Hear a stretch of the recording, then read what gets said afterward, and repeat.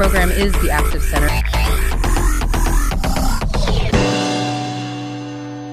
Have you ever wondered if a single idea could actually change the world? Well, I'm talking about one radical economic theory that completely rewrote the rules for how governments handle disasters.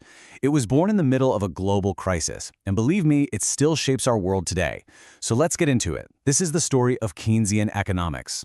To really get why this idea was such a big deal, we need to wind the clock all the way back to the 1930s. The Great Depression had its grip on the entire world, and, well, the old economic playbook just wasn't cutting it.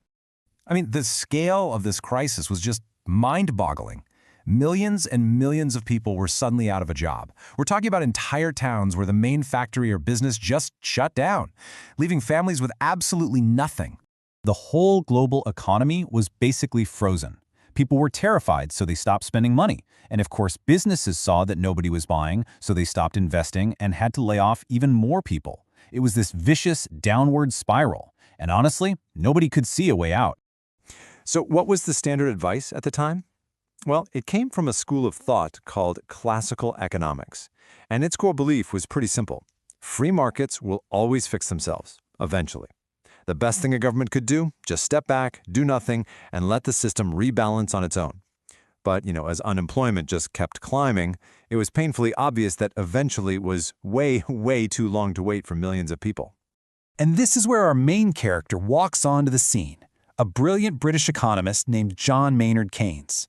He looked at all this chaos and said, nope, we're doing this all wrong. He proposed a completely different path, an idea so radical, it challenged everything people thought they knew about economics. And this quote just hits the nail on the head.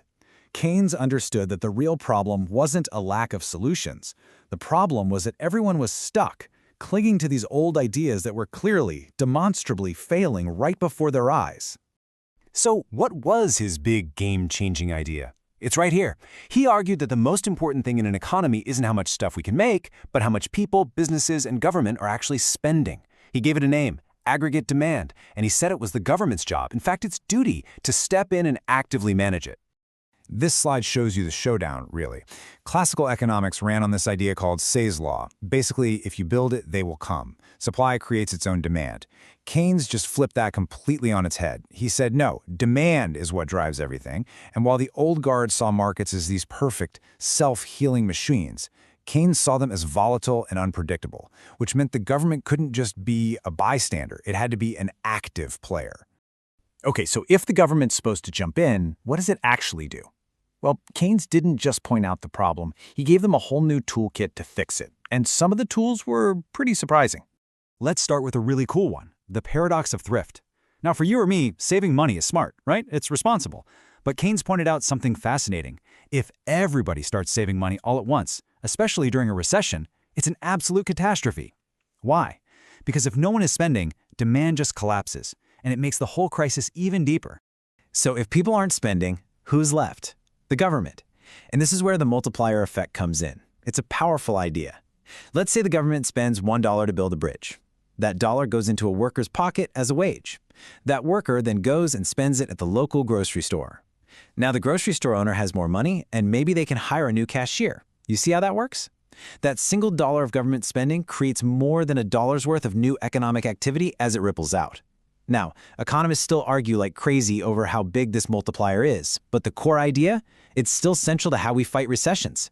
And the main lever for all of this has a name, fiscal policy. It's pretty straightforward, really.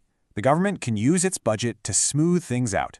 During a bust, you spend more and tax less. During a boom, you do the opposite. You're basically acting like an economic shock absorber. Or when things are really bad, you're providing the jump start to get the engine turning again.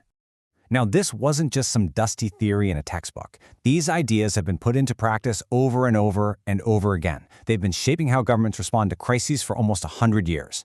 And you can just trace this line of thinking right through history. It was the logic behind FDR's New Deal programs in the 30s, putting people to work. It was the logic behind the massive stimulus package after the 2008 financial crisis. And it's still the logic behind today's debates about big infrastructure bills.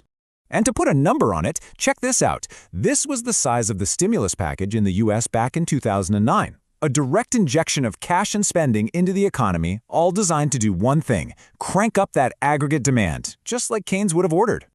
But, as influential as this idea is, it is absolutely not without its critics. And over the years, a lot of very smart economists have pointed out some very real potential problems with this whole approach.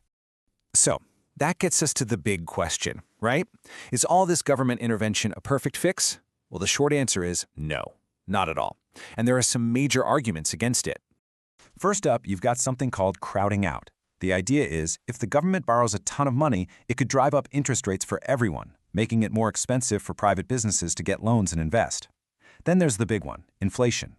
If you just pump too much money into the economy, you can end up with too many dollars chasing too few goods, and boom, prices can go through the roof. And finally, there's the simple fact that governments can be slow. A stimulus might show up too late or get spent on political pet projects instead of what the economy actually needs. And the biggest real-world test for these criticisms came in the 1970s. The world got hit by something called stagflation. That's stagnant growth and high unemployment happening at the same time as high inflation. This was the one scenario that basic Keynesian theory said was pretty much impossible, and it really showed that the model had its limits. So, where does that leave us today? Well, the debate over Keynes and his legacy is as loud and as relevant as it's ever been. It's right at the heart of modern economics. And this slide sums it up perfectly. You've got these two sides of the coin. On one hand, Keynesian ideas are still the first thing we reach for when a major recession hits. It's seen as a powerful, essential crisis tool. But on the other hand, critics are always warning that if we rely on it too much, it becomes a dangerous habit that leads to mountains of debt and the constant risk of inflation. And that really leaves us with one final big question. The ideas of John Maynard Keynes gave us a powerful way to fight our way out of the darkest economic times, but that power isn't free. It comes with real costs and serious trade-offs. So the question for all of us is, when the next crisis hits, and it will, what price are we actually willing to pay to get back on our feet?